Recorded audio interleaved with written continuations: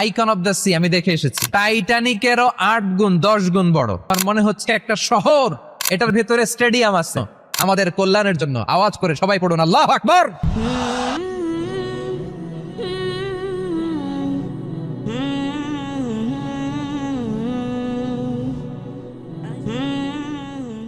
যুক্তরাষ্ট্রে আমি দেখেছি বিশাল বিশাল জাহাজ।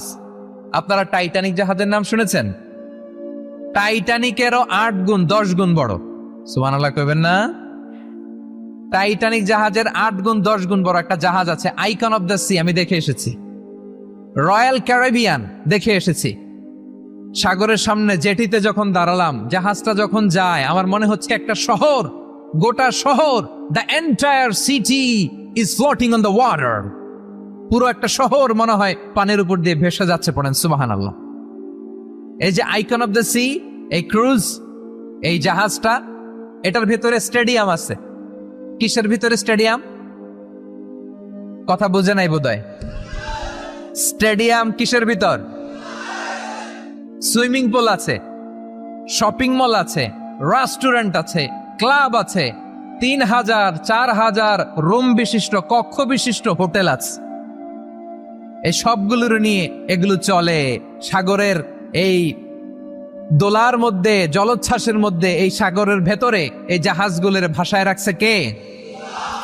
সূরাতুর আর রহমান আল্লাহ তাআলা বললেন, ওয়ালাহুল জাওয়ারিল মুনশাআতু ফিল বাহরি কাল আ'লাম ফাবিআইয়ি আলা, সবাই পড়েন, ফাবিআইয়ি আলাই রাব্বিকুমা তুকাযযিবান।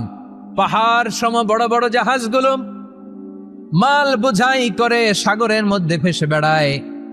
এগুলো দিয়ে মালামাল বহন করা যায়, মানুষরা এক দেশ থেকে আরেক দেশে যায়। এই জাহাজগুলোর সাগরের ভেতরে ভাসায় রাখলো কে? এই আয়াতের ভেতরে আল্লাহ তাআলা সূরাতু বনী ইসরাঈলের এই চমৎকার আয়াতের ভেতরে আল্লাহ তাআলা বেসিক্যালি মানব জাতির প্রতি তার 4টি স্পেশাল অনুগ্রহের কথা বলেছেন। কয়টি? 2টা বলে ফেলছি। 1 নাম্বার, ওয়ালাকাদ কাররামনা বানি আদম, আমি বনি আদমের সম্মান বাড়াইছি। নাকি মুসলমানদের? নাকি মুসল্লিদের? কার সম্মান বাড়িয়েছি? বনি আদমের। তাহলে human dignity, the first part of the verse talks about the human dignity. 2 number অংশ আল্লাহ তাআলা বললেন, ওয়া হামালনাহুম ফিল বাররি ওয়াল বাহর, স্থলে এবং সমুদ্রে আমি তাদের জন্য চলাচলের বাহন দিয়েছি। সুবহানাল্লাহ। তার মানে smooth movement on land and sea, জলে এবং স্থলে যাতে আমরা স্মুথলি মুভ করতে পারি আল্লাহ তাআলা দিয়েছেন। 3 নম্বর আল্লাহ তাআলা বললেন, ওয়া রাযাকনাহুম মিনাত তাইয়্যিবাত, মানুষের জন্য আমি পবিত্র রিজিকের ব্যবস্থা করেছি। জলে এবং স্থলে যত প্রাণী আছে সবগুলা প্রাণীকে রিজিক দেয় কে? আমাদেরকে রিজিক দেয় কে? সাগরের মাছগুলোকে, বড় বড় তিমি মাছগুলোরে রিজিক দেয় কে? বাতাসের মধ্যে ভেসে বেড়ানো বড় বড় পাখিগুলো, স্ক্যান্ডিনেভিয়ান কান্ট্রি থেকে লক্ষ লক্ষ কোটি কোটি পাখিগুলো যে এক দেশ থেকে আরেক দেশে ট্রান্সফার হয়, এগুলোর রিজিক দেয় কে? রব্বুল আলামিন বলেন, ওয়ামা মিন দাব্বাতিন ফিল আরদি ইল্লা আলাল্লাহি রিজকুহা ওয়া ইয়ালামু মুস্তাকাররাহা ওয়া মুস্তাওদাআহা কুল্লুন ফি কিতাবিম মুবিন। আল্লাহু আকবার। রব্বুল আলামিন বলেন, ভূপৃষ্ঠে বিচরণশীল যত প্রাণী আছে সব প্রাণীগুলোকে আমি আল্লাহ আমার নিজের কুদরতে রিজিকের বন্দোবস্ত করি। এই প্রাণীগুলো কোথায় থাকে, কোথায় যায়, সব জায়গায় আমি রিজিক পৌঁছে দেই। রিজিক কেউ দিতে পারে না, রিজিকের মালিক কে? রিজিকের মালিক তিনি আল্লাহ। এজন্য আল্লাহ তাআলা বললেন, ওয়া রাযাকনাহুম মিনাত তাইয়্যিবাত। এরপর আল্লাহ বললেন, ওয়া ফাদ্দালনাহুম আলা কাসীরিম মিম্মান খালাকনা তাফদীলা। আমি যত প্রাণী সৃষ্টি করেছি সকল প্রাণীর মধ্যে মানুষের মর্যাদা, শ্রেষ্ঠত্ব আমি দিয়েছি। সুবহানাল্লাহ পড়ে।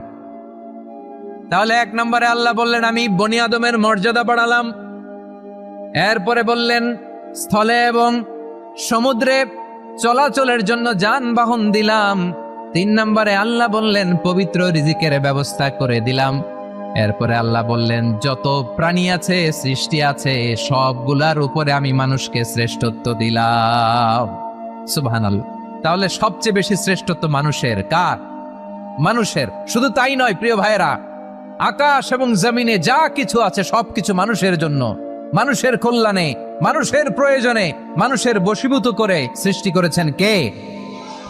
রব্বুল আলামিন বলেন, হুয়াল্লাযী খালাকা লাকুম মা ফিল আরদি জামিআ। এই জমিনের মধ্যে যা কিছু আমি আল্লাহ সৃষ্টি করেছি সব কিছু আমি মানুষের জন্য সৃষ্টি করেছি। পড়েন সুবহানাল্লাহ। হুয়াল্লাযী খালাকা লাকুম মা ফিল আরদি জামিআ। যা আছে সব আমাদের জন্য, সব আমাদেরকে সার্ভিস দেওয়ার জন্য, আমাদের উপকারের জন্য, আমাদের কল্যাণের জন্য। আওয়াজ করে সবাই পড়ুন আল্লাহু আকবার।